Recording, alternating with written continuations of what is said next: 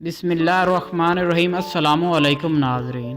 مور اور سانپ کو جنت سے کیوں نکالا گیا؟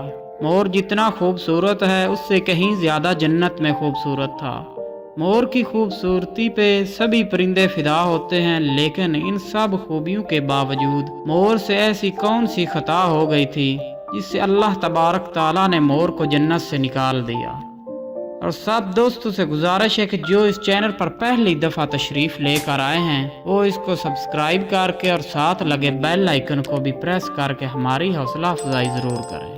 اللہ تبارک تعالیٰ نے جب حضرت آدم علیہ السلام اور اماں حوا کو پیدا فرمایا، اس کے بعد ان کو جنت میں بھیج دیا۔ وہ دونوں جنت میں بہت ہی پرسکون تھے، بہت ہی لذیذ میوے پھل کھایا کرتے تھے، لیکن ایک اناج جس کو کھانے سے اللہ تبارک تعالیٰ نے منع فرمایا وہ اناج گندم تھا۔ چوکا جیسے کہ آپ جانتے ہیں کہ شیطان کی دشمنی حضرت آدم علیہ السلام سے تھی، جیسے کہ شیطان نے سجدہ کرنے سے انکار کیا تھا، اسی کی وجہ سے وہ جنت سے نکالا جا چکا تھا۔ اسی وجہ سے شیطان کی حضرت آدم علیہ السلام سے دشمنی ہو گئی تھی۔ شیطان یہ چاہتا تھا کہ وہ کسی بھی طرح حضرت آدم علیہ السلام کو جنت سے نکال دے اور ساتھ میں اماں حوا کو بھی جنت سے نکال دے۔ جب شیطان کو یہ خبر ہوئی کہ حضرت آدم علیہ السلام کو تمام میوے کھانے کی اجازت ہے لیکن گندم کھانے کی اجازت نہیں، تو شیطان نے انتقام لینے کے لیے ترتیب سوچی اور اپنے سینے میں آگ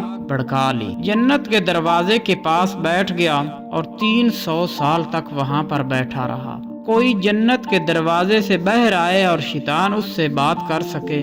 ایک دن اچانک سے مور جنت سے باہر آ گیا۔ شیطان اس کو دیکھتے ہی بہت خوش ہو گیا۔ شیطان نے پوچھا، اے خوبصورت پرندے تو کون ہو؟ مور بولا، میں مور ہوں، اب تم اپنا تعارف کرواؤ۔ شیطان نے جواب دیا کہ میں عالم قرب کا ایک فرشتہ ہوں، میں اللہ پاک کی عبادت سے ایک پل بھی غافل نہیں ہوا، میں چاہتا ہوں کہ میں جنت میں جاؤں، وہاں کی نعمتوں کا اپنا آنکھوں سے مشاہدہ کروں۔ شیطان مور سے کہنے لگا کہ تم مجھے جنت کے اندر لے جاؤ، میں تمہیں 3 ایسی باتیں بتاؤں گا جس سے تمہیں ابدی زندگی حاصل ہوگی، تمہیں بڑھاپا اور بیماری نہیں آئے گی، تمہیں ہمیشہ جنت میں رہو گے۔ شیطان کی یہ باتیں سن کر مور لالچ میں آ کر مور نے کہا کہ مجھے تو اتنی طاقت ہی نہیں کہ میں تمہیں جنت کے اندر لے جاؤں، لیکن ایک سانپ میرا دوست ہے، وہ شاید تمہاری مدد کر سکے۔ یہ کہہ کر مور سانپ کے پاس آیا، اس کو ساری بات بتائی۔ سانپ بھی شیطان کی باتوں میں بہت خوش ہو گیا۔ پھر شیطان کو اپنے منہ میں چھپا کر سانپ جنت میں لے کے داخل ہو گیا اور یوں شیطان اپنی چال میں کامیاب ہو گیا۔ جنت کے تمام نگہبانوں کو یہ معلوم تھا کہ شیطان چال چل رہا ہے اور جنت میں داخل ہو چکا تھا کہ فرشتے شیطان کو جنت سے نکالنے لگے۔ تب ہی اللہ پاک کا حکم ہوا کہ اس کو ابھی تک جنت میں ہی رہنے دے، اور فرشتے اللہ تبارک تعالیٰ کے حکم سے رک گئے۔ شاید یہ حضرت آدم علیہ السلام کا امتحان تھا۔ شیطان حضرت آدم علیہ السلام کے پاس اور اماں حوا کے پاس جا کر اپنی محبت کا اظہار کرنے لگا۔ وہ دونوں ہی شیطان کو پہچان نہ سکے کیونکہ ماضی کے مقابلے میں شیطان کی شکل تبدیل ہو چکی تھی۔ شیطان کہنے لگا کہ میں چاہتا ہوں کہ آپ دونوں ہمیشہ جنت میں اسی طرح زندگی گزاریں، ہمیشہ خوش رہیں۔ حضرت آدم علیہ السلام اس کی بات سے بہت غور سے سننے لگے۔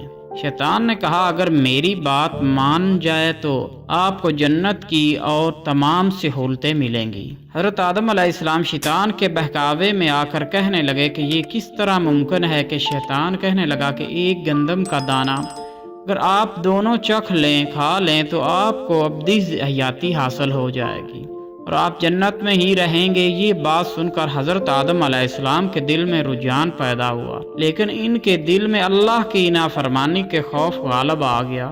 جبکہ اماں حوا شیطان کی باتوں میں آ گئی، جس پر اماں حوا حضرت آدم علیہ السلام کو راضی کر لیا۔ پھر اس کے بعد ان دونوں نے اس گندم کے دانے کو چکھ لیا۔ اس دوران اللہ تبارک تعالیٰ نے فرشتوں کو حکم دیا کہ حضرت آدم علیہ السلام اور اماں حوا کو زمین پر اتار دو۔ حضرت آدم علیہ السلام کو سری لنکا کے قریب نیچے زمین پر بھیج دیا۔ جبکہ اما ہوا کو جدہ کی سرزمین پر اتار دیا گیا۔ جن خوبصورت پیروں سے چل کر مور شیطان کو جنت کے اندر لے کر گیا تھا، وہیں خوبصورت پاؤں اللہ پاک نے مور سے لے لیے۔ سانپ جو اپنے منہ میں شیطان کو چھپا کر لے گیا تھا، اس کے منہ کے خوبصورت خوشبو کو چھین کر اس کے منہ میں زہر ڈال دیا گیا۔ پھر مور کے ساتھ ساتھ سانپ کو بھی جنت سے نکال دیا گیا۔ یہ تھی ایک چھوٹی سی ویڈیو۔ امید کرتے ہیں آپ کو اچھی لگی ہوگی تو ہمارے اس چینل کو سبسکرائب لازمی کریں اور بیل آئیکن کو پریس کریں۔